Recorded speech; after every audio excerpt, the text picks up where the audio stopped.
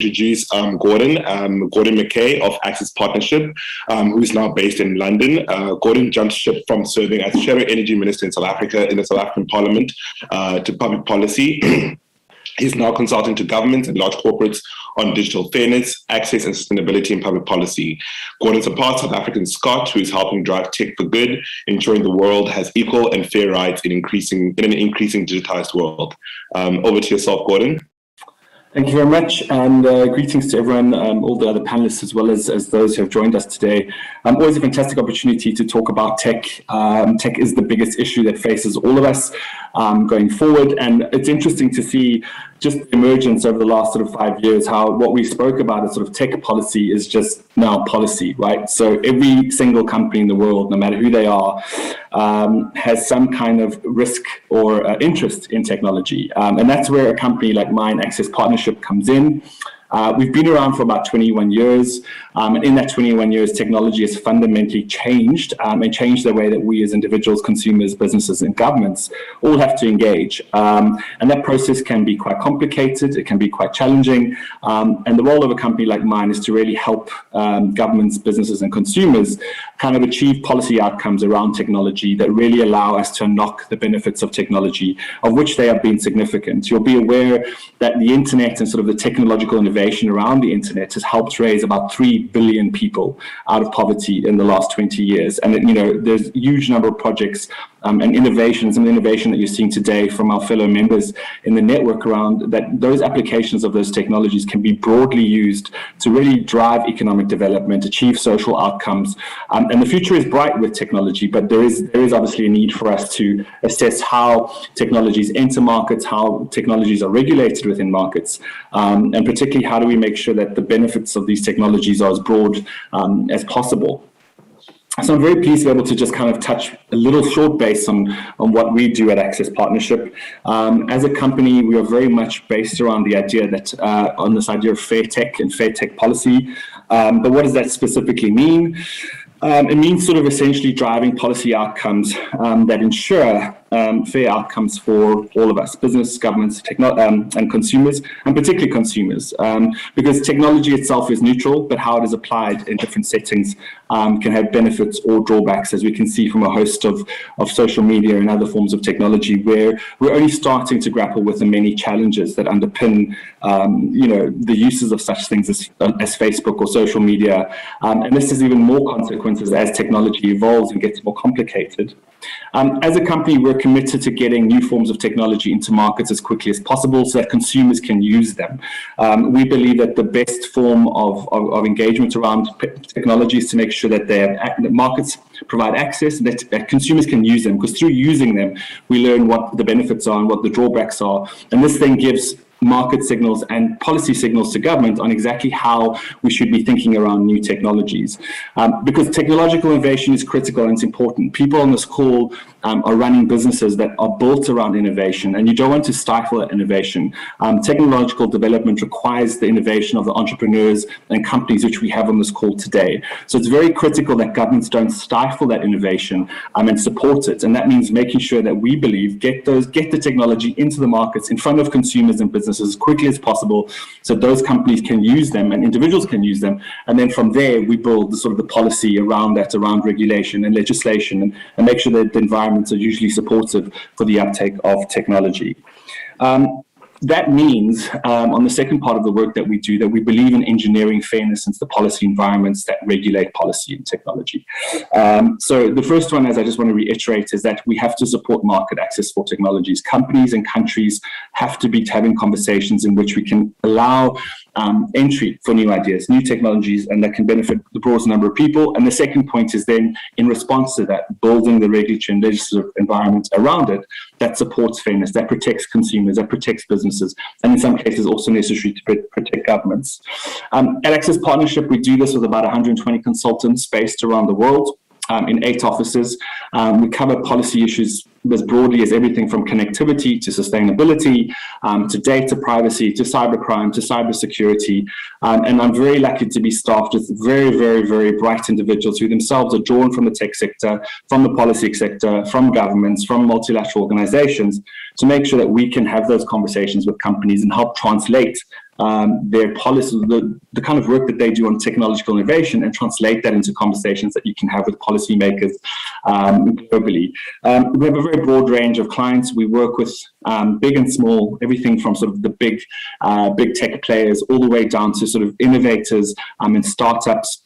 Our work is very much classified into the work that we do to support businesses in their engagement with government, and then also supporting government in their engagement with businesses. As you will be no doubt aware, many of us, the technological innovation that the innovators on these calls are driving is for those of us who are not necessarily technical people or technologists, quite difficult to understand. And so part of the job is just helping technologists translate what their products do to regulators and legislators who by and large aren't equipped with the skills that they need to understand what technological innovation means, or how to make sure that we don't just have a knee-jerk reaction every time we see a new technology, and that a platform is not a platform is a platform, but there's so much variation and there's so many different types of business models that can kind of have to be assessed in their own merits and supported to make sure that we don't stifle innovation. So I think the key message as a company is that we drive innovation is good, technology is good. Getting consumers who can kind of get their hands on the tech, use it, is good. Obviously, we recognize there are dangers to the way technology plays out, and therefore we work with governments to not stifle innovation, but ensure that there's kind of protections that emerge from specific use case models where we can demonstrate how technologies are used. We prefer for legislative bodies and regulators not to make assumptions, but to actually see the technology, understand how it works, understand the technical layer, understand the policy layer, understand the social layer. So as a company, we help or advise a whole bunch of tech companies on exactly how to do that. I'm glad to say that we're probably the preeminent company in the world that does this. We've been around for 21 years, long before the idea of tech policy and sort of social policy started merging. And as I said, we cover everything from sustainability to sort of data privacy, trust, cybersecurity, cybercrime. And as all of you will know in this industry, there are so many new regulations, so many broad considerations that we have to kind of understand as we kind of build our technology. So I'm very pleased to be part of the network. Our company is very pleased to be able to support the network and support clients or sort of partners within the network who have questions around this. We have, as I just should point out, we do have we are based in the UK, our head office is here in London, but we also do have a specific practice based here in the UK that looks at the EU and UK specifically, but more importantly, we also expand that we have an office in South Africa, recently opened in Johannesburg. We're very proud of extending our operations into Africa and supporting the African development, particularly around the interesting work around a lot of startups in the area, but also helping established companies understand sort of the regulatory and political landscapes in Africa, which can at times be challenging, but that's why it's very good to have a partner who understands the local environments, who understands the way technology works, understands the considerations or concerns of politicians in these areas. So in a nutshell, I'm very pleased to say that's what we do, and I'm very keen to kind of take any questions at the end of the session that you might have. So thank you, Claire, and thanks everyone again for the opportunity to talk about what we do. We can go on about ad nauseum. I'm a former politician, so you'll have to stop me, and I think I'll stop myself right now. But thanks again, and great to be here. Thank you so much, Gordon. Really liked the presentation, and all the best.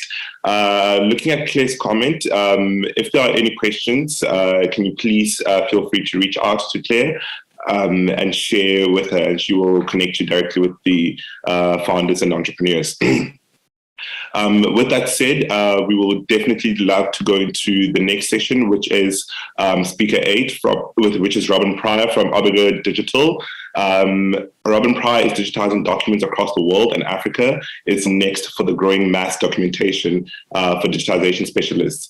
Having digitized documents for the UN, the NHS, national libraries, British government, and some of the world's most leading archives, he's also a 3D health tech printing specialist, recently producing an accurate swab test device in partnership with Heriot-Watt University. We can only imagine the power and potential that Obigo has. Robin is just back from Nigeria, where he set up his business, and likewise in South Africa, as a commitment to the continent. Now to roll in corporate clients and governments to work with him. Robin, over to yourself.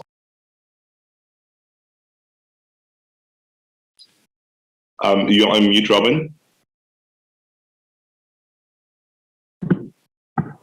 Thanks very much for that introduction. Hi, everybody. I think you just covered everything I was going to say in that introduction, so I'll just reiterate some of the things that we've been doing. Our company in various formats has been in the digitization business for about 20 years.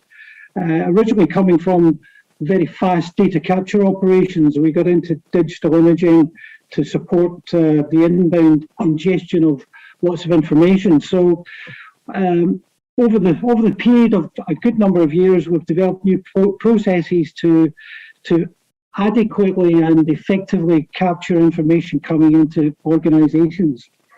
So over the 20 years also, being based in the UK initially, we've covered major projects for people like British Library, where we did the newspaper digitisation project of scanning and digitising over 2 million newspaper pages a year.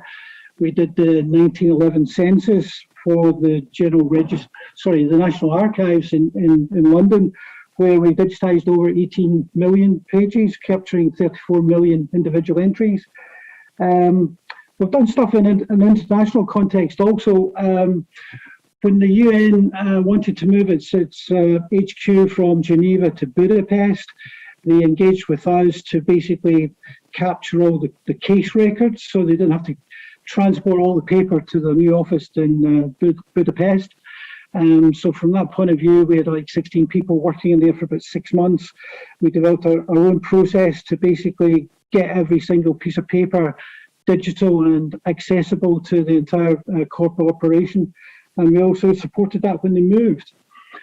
One of the key features and one of the big advantages we have compared to our competition is the fact that we can completely design and develop a turnkey solution, either on site in our customer's operation or within one of our data centers. And that is completely managed and processed by all our own staff. So we generally don't use third-party contractors. We like to control everything ourselves, and it ties into a system we've built around compliance, data security, and quality management. Our innovative approach comes from the fact that we have our own systems and processes. We write our own software. We write our own integration pieces, which basically allows our systems to integrate with our corporate clients. And that could be their content management systems, it could be their database management systems, it could be their accounting systems, anything that really we need to interface into, we can do that for them. And one of our key strengths also is the fact that we have ISO 9001 and 27001, which covers our quality management and our data security, a really important factor with the kind of clients that we have. Typical clients would be the London Stock Exchange, Ford UK. We handled all their inbound marketing responses. We've developed test census systems. We've even did the ticket registration process for Glastonbury Festival. So we've done quite a range of different things for different people. And that's one of our key strengths. We're very adaptable and we can handle and take care of change from a customer point of view as well as a market point of view. The next slide is to do with our 3D printing. About 4 years ago, because we were printing and digitizing forums, we looked at diversifying into 3D print, where we were and scanning, where we were using 3D scanning to ingest objects into a digital archive. So we actually got ourselves onto the national framework, which is for all the leading universities in the UK, where we became a supplier of major 3D systems and scanning systems. And over the course of that framework, over the period of 3 years, we became the #1 rated supplier on that framework. So that also got us into working with major manufacturers, people like EnvisionTech, who have recently been bought over by Desktop Metal, Leica Geosystems, Craftbot, Stratasys, Ultimaker. We supply all these systems to leading universities and research institutions in the UK. One of our suppliers, EnvisionTech, we're a global reseller of their products anywhere outside the US, and we used the time over the pandemic to diversify into medical device manufacturing and design, where we took their product and developed a UK-based COVID-19 test swab that's far better than the current Chinese equivalent, effectively, and we've been promoting that around the world. Recently, in the last week, we've introduced a new dental printing division. Basically, that's again with EnvisionTech, where we can manufacture, print anything in the dental sphere in terms of like surgical guides, bridges, dentures, aligners, and linking in with various systems to do that. We're currently gearing our production capability to manufacture things in the medical device area, and we will be rolling that out to our network. Currently, we have offices. Our main office is in Paisley in Scotland, but we have an office in London. We have an office in Sydney, Canberra, Casablanca, and Bucharest, and we are hoping to increase that presence globally as we gear up our company to handle more of the manufacturing capability. In that area also, we're developing our own technical services area to have expert help and support both in sales and service of the products we handle, but also in the manufacturing capability area. So that's a sort of short summary of everything we've been working on over the last few years, and be happy to take any questions going forward. Thank you so much, Robin. We really appreciate that. Moving it along, we will I'd like to introduce Graham Kerr of Scots of the World, founder of Scotland's top e-commerce startup, scotsoftheworld.com, provides a global platform for Scotland's makers to sell their products and services. With customers globally and a massive following in South Africa, Graham and Kerr now have their sites set up for tapping into African markets who have a fascination with Scotland and the Scottish diaspora in Africa. I'm now going to hand over to Graham to share more. Thank you very much, and thanks to Claire for the invitation today, and good to listen to all the other presenters today. Some fascinating businesses, which is great. We started Scots of the World probably about a year ago. Our kind of main aim was to develop a marketplace for high quality Scottish made products. There's a big opportunity to buy Scottish products on a lot of different sites, but what we felt was there was definitely a gap for to really kind of help the kind of artisan makers within Scotland, people who make really high quality products but don't necessarily sell internationally. I think particularly during the pandemic, these businesses have struggled a lot through, they've got high reliance on retail and tourism.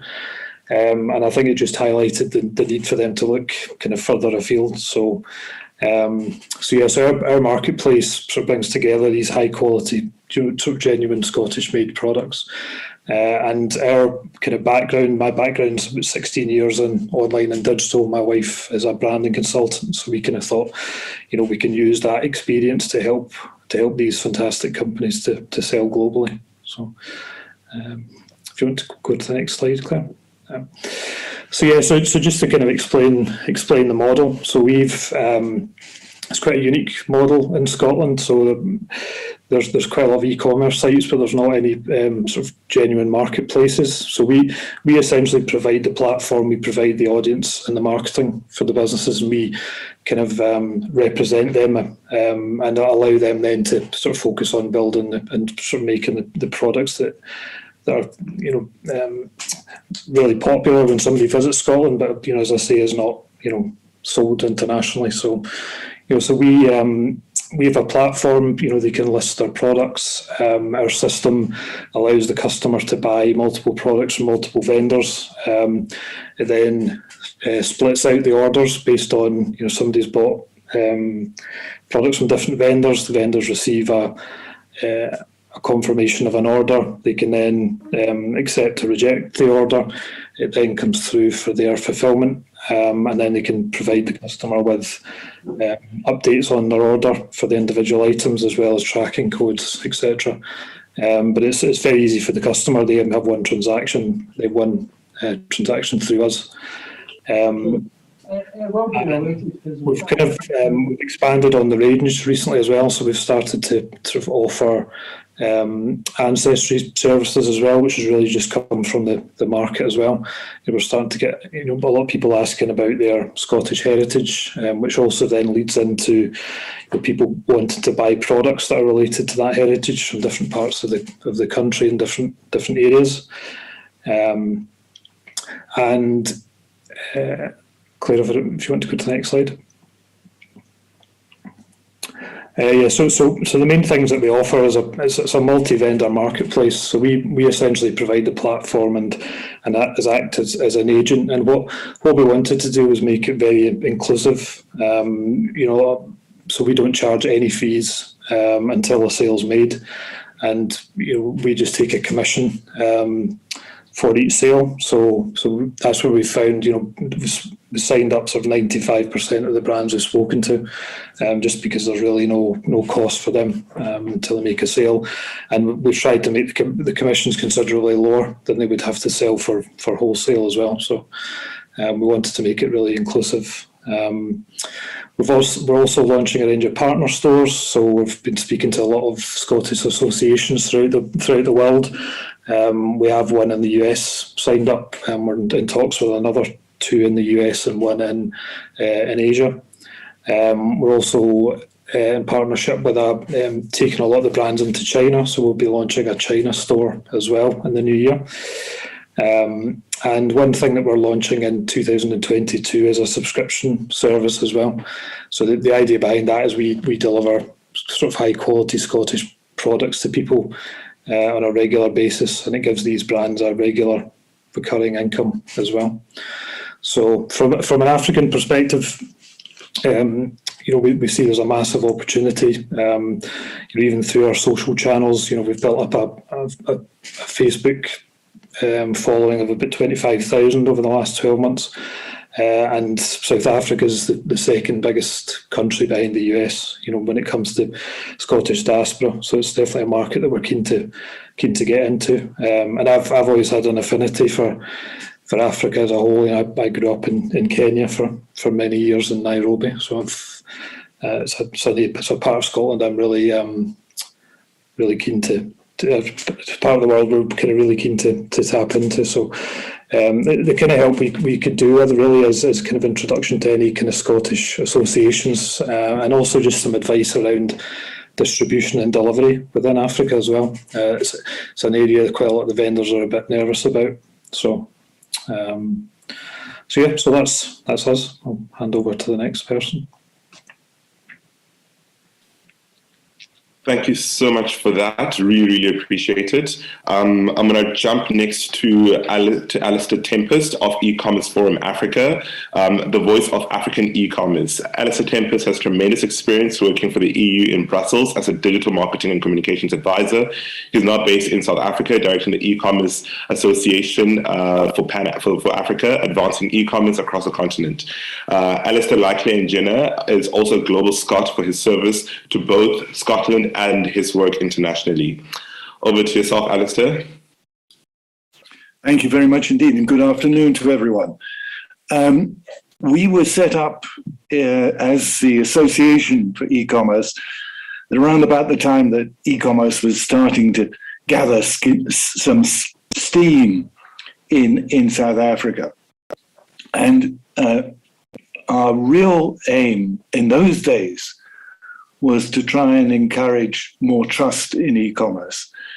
Not to say that that's not necessary still, and in all types of e-commerce in any part of the world, that is a key, because e-commerce lives on trust, but it's become less so because of COVID. COVID was an enormous sea change in South Africa, where people started to actually buy online, get their products delivered at the home online. It was a very much more open, people were much more open to e-commerce than they had been previously. So we are now looking much more at other aspects of our mission. Can I have the next slide, please? Which is, apart from growing trust, to facilitate e-commerce skills and training for e-commerce, and to introduce an e-commerce curriculum and introductory modules. Now, this we look obviously to Europe and to the US for models. And anyone who is in that business, please do contact me. We're also building a supportive e-commerce community around how e-commerce is growing, and particularly because it's growing so fast. We're representing e-commerce to the government and to regulators, as all trade associations do around the world. We're promoting an orderly development of e-commerce throughout South Africa with best practices and guidelines. It's interesting that as e-commerce has grown, so too obviously have let's say the cowboys of the industry, the fraudsters. We have an organization here called the Consumer Goods and Services Ombudsman, which takes complaints on e-commerce. They have the right under the law to fine companies which don't follow the rules. They have noted that complaints on e-commerce have increased by over 300% in this current year. So we have to be much more vigilant now in looking at how we can encourage better practice in the industry. We cooperate with the financial sector. The banks, in particular, want to talk to an association rather than talking to individual players in the market. Banking here is now changing enormously. We are going to have a new payments industry board or body, which will be created next year. It will be much more inclusive than previously, because previously it was just the banks telling the regulators what they wanted. Now it will include all aspects of the financial sectors, and e-commerce is included within that. So it will, I think, make it easier in South Africa to introduce, for example, lower banking commissions. At present, payment for e-commerce attracts 3 to 4% bank commissions, and we need to change that. If you look at, for example, Kenya, M-Pesa in Kenya, the commission rate is only 0.7%. So that, of course, does encourage better or more e-commerce than higher banking commissions. So we're looking forward to that sort of thing happening as of next year. Ladies and gentlemen, there's very little relevant research in the sector. There are 2 organizations that produce some sort of figures for turnover based on estimates. One of them from South Africa suggests that around about 2.8% of total retail turnover went to e-commerce. Now that's compared to, let's say, in Scotland, where it's probably somewhere in the region of nearly 30%. You can see that we've still got a very long way to go. But we'll get there. We'll get there. And then finally, there is the African Free Trade Area.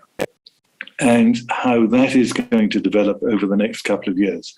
The African Free Trade Area, also known as CFTA, that has now 31 countries out of 55 on the continent, 31 countries, and they all include all the big countries, have signed up for the biggest free trade area that the world has ever known. It will bring Africa together if it works properly. We are committed to it. We believe that it's very important. It's very important because it will generate industry and manufacturing. Manufacturing and industry will generate employment. And as you probably know, Africa has an enormous issue with population. Population in Africa is growing extremely fast. We will overtake China this year in the size of our population, and within another 3 or 4 years, we'll overtake India. So we need to have employment, and that employment needs to be driven by something. The African Free Trade Area probably will be that something to do that. I'm very open to questions. Please let me know. If you are in e-commerce in Africa, also please let me know. Delighted to welcome anyone in e-commerce in Africa. Thank you very much indeed. Bye-bye.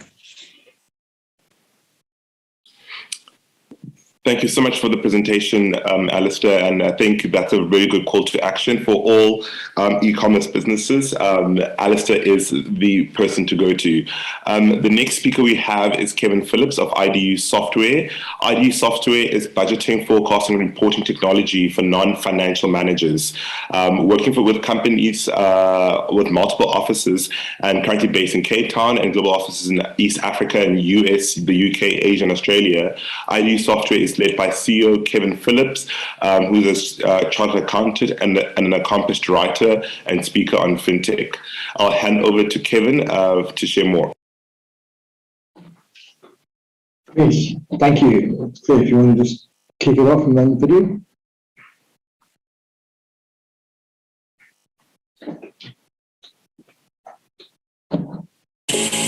IDU was founded in 1997. We have grown into a global company with distribution hubs in Johannesburg, Durban, London, Dubai, Auckland, and North America. We have consistently been awarded Microsoft Gold Partner status for over 15 years and have also received numerous awards and accolades over the years, including being named by Gartner as one of the top 25 corporate planning applications in their Gartner Market Guide and as a leader and high performer on G2 Crowd. IDU delivers a cost-effective, superior corporate performance management solution that interfaces well with all common ERPs. Our solution empowers non-financial managers with an easy-to-use, web-based tool that allows them to take ownership of their budgets. This, in turn, promotes transparency and greater accountability, freeing up the finance team to be more strategic and agile. IDU Concept is used by hundreds of companies in over 30 countries on 5 continents and across all industries and sectors. IDU is available in light, standard, and enterprise editions with varying levels of functionality and complexity to meet your company's specific requirements. You can choose to deploy IDU Concept on-premise in a private cloud of your choice or in our Microsoft Azure-based cloud. All the platforms offer exactly the same functionality.